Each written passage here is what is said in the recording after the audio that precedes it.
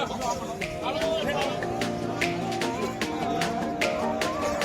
आपकी मुक्ता की आपके साथ चलो हमारी साथ मुक्ता की आपने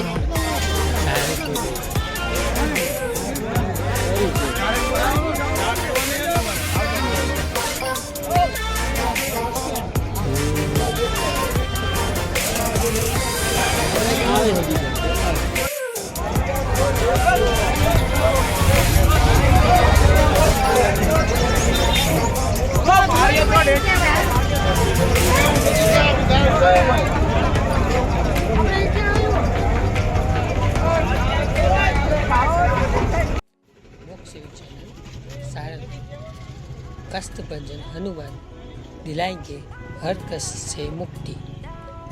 गुजरात के भावनगर के सारंगपुर विराजमान वाले कष्ट भंजन हनुमान यहाँ विराजमान है। महाराजाधिराज के नाम से राज करते हैं। वे सोने के सिंहासन पर विराज कर अपने भक्तों की हर मुराद पूरी करते हैं। कहते हैं कि बजरंग बली की इस दर पर आकर भक्तों में हर दुख और उनकी तकलीफ का इलाज हो जाता है। फिर चाहे वो बुरी नज़र की छाया हो या शनि का प्रकोप हो, हर मुक्ति मिलती है। गुजरात के भावनगर के सारंगपुर में विराजमान वाले कष्ट भंजन हनुमान या महाराजाधिराज के नाम से राज करते हैं। हनुमान ने अपने बाल रूप में सूर्यदेव को निगल लिया था। उन्होंने राक्षसों का वध किया था और लक्ष्मण को प्राणदाता भी बने। बजरंग बली ने समय समय पर देवताओं को अनेक संकटों से निकाला था। पवन पुत्र आज भी अपने इस धाम में भक्तों की कष्ट हर लेते हैं, इसीलिए उन्हें कष्ट भंजन हनुमान कहते हैं। हनुमान के इस दर पर आते ही हर कष्ट दूर हो जाता है। यहाँ आकर हर मनोकामना पूर्ण होती है। विशाल और भव्य किले की तरह बने एक भवन के बीचों बीच कष्ट भंजन का अति सुंदर और चमत्कारिक मंदिर है। केसरी नंदन के भव्य मंदिरों में से कष्ट भंजन हनुमान मंदिर भी है। गुजरात में अहमदाबाद से भावनगर की ओर जाते हुए करीब 175 किलोमीटर की दूरी पर कष्ट भंजन हनुमान का यह दिव्य धाम है। किसी राज दरबार की तरह उसे मंदिर में विशाल और भव्य मंडप के बीच 45 किलो की सोने की और 95 किलो चांदी से बने एक सुंदर सिंहासन पर विराजते हैं। उनके शीश ऊपर हीरे जवाहरात का मुकुट है और पास ही एक सोने की गदा भी रखी हुई है। संकट मोचन के चारों ओर प्रिय वानरों की सेना दिखती है और उनके पैरों शनिदेव जी महाराज है, जो संकट मोचन के इस रूप को खास बनाते हैं। बजरंग बली के इस रूप में भक्तों की अतुल आस्था है और यहाँ दूर दूर से खींचे चले आते हैं। मान्यता है कि पवित्र पुत्र का स्वर्ण आभूषण से सदा लदाया हुआ ऐसा भव्य दुर्लभ रूप कहीं नहीं देखा होगा और नहीं दिखने वाला भी नहीं है। हनुमंत लला की ये प्रतिमा अति प्राचीन है। इसी रूप से अंजनी पुत्र की शक्ति सबसे निराली है। कष्ट भंजन हनुमान की इस मंदिर में 2 बार आरती का विधान है। पहली आरती सुबह 5:30 बजे होती है और आरती से पहले पवित्र पुत्र की रात्रि श्रृंगार उतारा जाता है। फिर नए वस्त्र पहनाकर स्वर्ण आभूषणों से उनका भव्य श्रृंगार किया जाता है और उसके वेद मंत्रों से हनुमान चालीसा के पाठ करते हैं और बीच में संपन्न होती है हनुमान लला की ये आरती। मोक्ष चैनल सारंगपुर।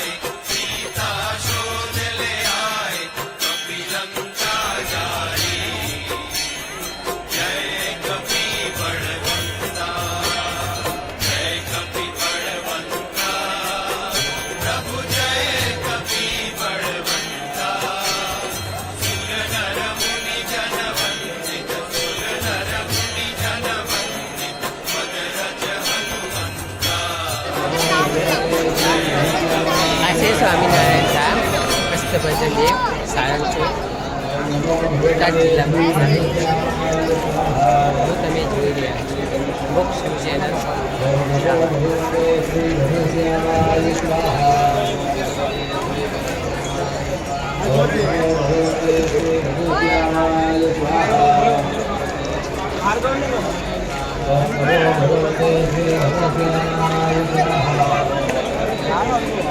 ચલો આપણે સાળંગપુરના હનુમાન દાદાના દર્શન કરીશું.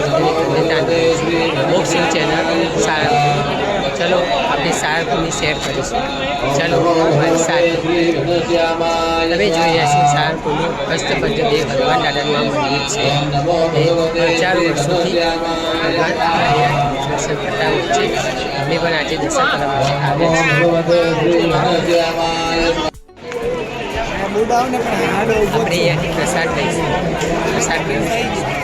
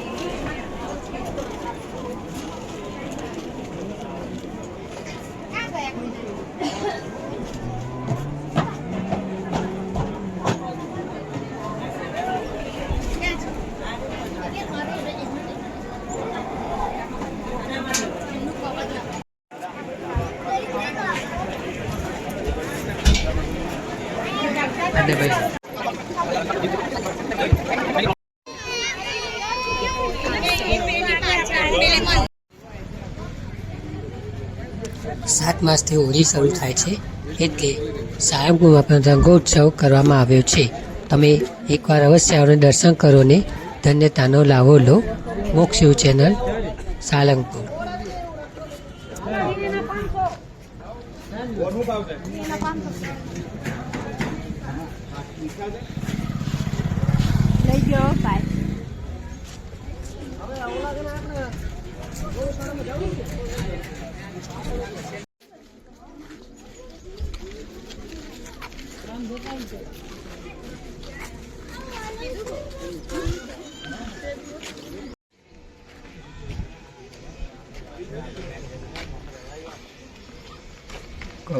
ચલો આપણે સાળંગપુરની ગૌશાળામાં પ્રવેશ કરીશું. તો ચલો અમારી સાથે અને જોતા રહો ગૌશાળા. ગૌશાળામાં ચલો આપણે જઈએ.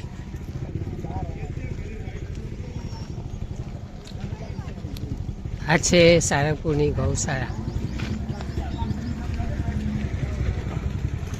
શ્રી યજ્ઞ પુરુષ દાસ ગૌશાળા સાળંગપુરમાં આપણે પ્રવેશ કરીશું. ચલો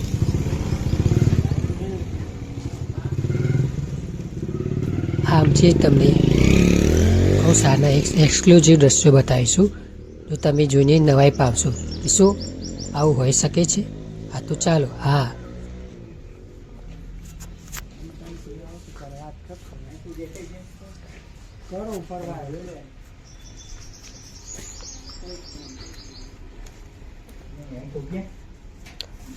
આ છે ગીરની જાફરાબાદી ભેંસો જે હાઇટમાં બહુ ઊંચી હોય છે. દૂધ પણ વધારે આપે છે. એમના શિંગડા પણ અલગ પ્રકારના હોય છે. એમનું વજન પણ બહુ બધું વધારે હોય છે. જુઓ, અમે તમને નજીકથી બતાવીશું. જુઓ આમના શિંગ કેવા મોટા છે. એમની આંખો પણ દેખાતી નથી. આ સૌથી મોટી ભેંસો છે જે બહુ દૂધ આપે છે. આને કહેવાય જાફરાબાદી ભેંસો.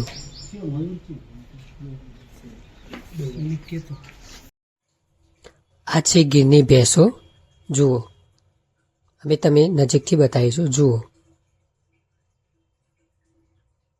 ક્યારે આવી જોઈ છે તો એકવાર અવશ્ય આવો ને જુઓ.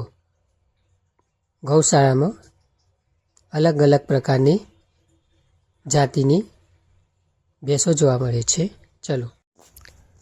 ચલો આપણે તેમના વંશજો એટલે તેમના ફેમિલી સાથે મળીશું.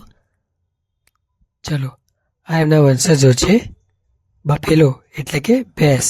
તમે અહીંયા જોઈ શકો છો. આ અમારા મિત્રો છે જે અમારી સાથે આવ્યા છે. ચલો આપણે આગળ જઈશું અને ગૌશાળામાં જોઈશું કે શું શું જોવા મળે છે. આ છે ગૌશાળા, જેમાં તમે રંગબેરંગી ગાયો જોઈ શકો છો. આ છે ભેંસ, જેને આપણે ઇંગ્લિશમાં બફેલો કહીએ છીએ. કાવ, આ છે બ્રાઉન કાવ, વાછરડા. ચલો અમે તમને બતાવીએ. આ છે ભેંસ, બફેલોસ. જુઓ કેવી સરસ મજાની લાગે છે.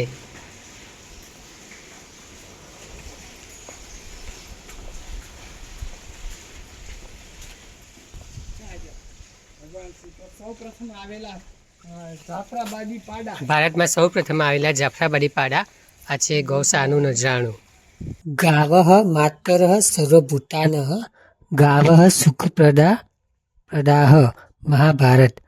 ગાય સંસારના તમામ જીવ પ્રાણી માત્રની માતા છે અને સર્વ સુખ આપનારી છે, એટલે ગાય આપણી માતા છે. જય ગૌ માતા. તમે ઘોડા તો જોયા જ હશે ને, તો ચલો આ છે હોર્સ. હું તમને બતાવું. જો કેવો સરસ મજાનો આ ઘોડો છે ને મજા આવે એવો. તો ચલો જોતા રહો. સરસ મજાના બાલ છે, રૂવાતી છે. ચલો એ સરસ મજાના તમને રંગબેરંગી કલરફુલ કબૂતર, મરઘા, પક્ષીઓ બતાવે છે. આ છે કબૂતર. કબૂતર જા જા જા ના જાય કબૂતર. જો આ સરસ મજાના સસલા છે. હા, મારો સસલો મારી સામે છે.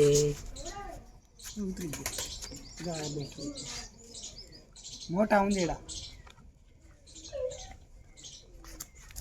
મસ્ત છે. નાનું બચ્ચું જો મસ્ત વ્હાઈટ સસલા છે. જોવાની પણ મજા આવે.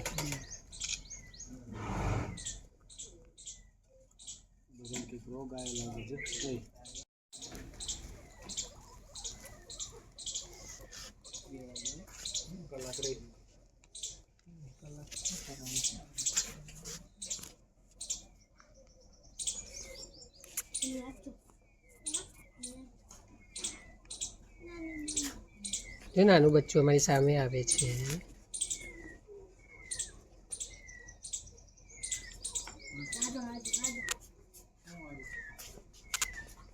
ચલો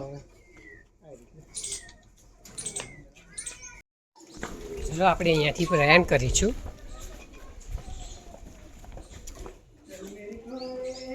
चल मेरे घोड़े टिक टिक टिक.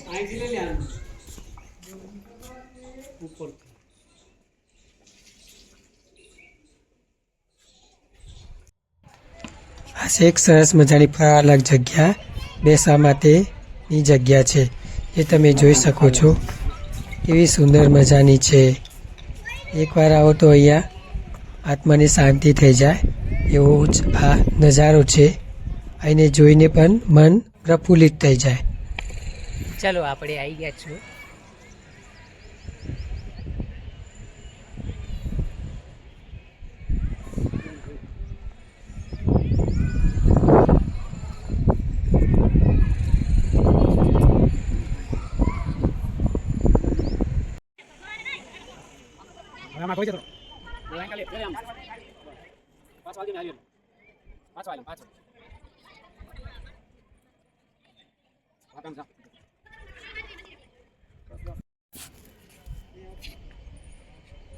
આ છે પ્રમુખ સ્વામીનું નવું મંદિર તમે જોઈ રહ્યા છો. આ છે મંદિર.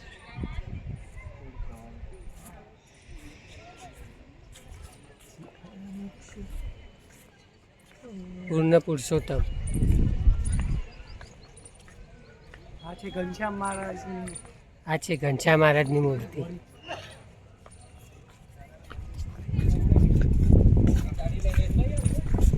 આ છે યજ્ઞ પુરુષ ટાવર.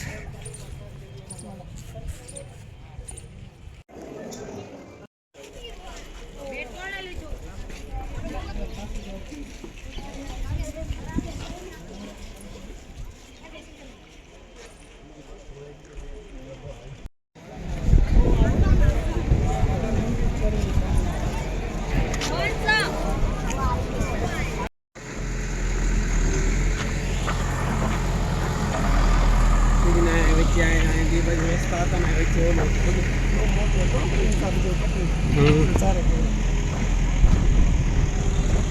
અહીંથી પ્રસાદનું કાઉન્ટર હતું ને બાજુમાં પાણીની નળ છે ત્યાં જઈને લીધા પાણી. તમારી વાત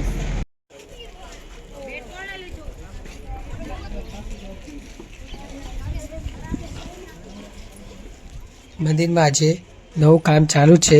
જો આ સુંદર મજાની હનુમાનની પ્રતિમા હજી બની રહી છે. હજુ પણ કામ ચાલુ છે એટલે ફાઇનલી આપણે દર્શન કરી લીધા. હવે આપણે ઘરે જઈશું.